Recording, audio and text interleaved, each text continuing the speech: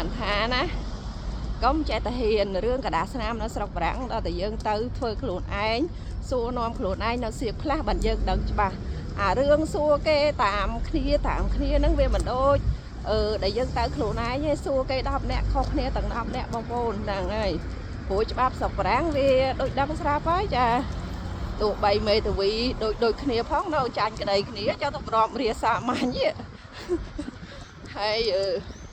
តម្រាំរាសាមញ្ញយើងមិនសូវដឹងច្បាប់ទម្លាប់អញ្ចឹងទៅសួរខ្លួនឯងសៀកខ្លះមកមិនយើងដឹងបងប្អូន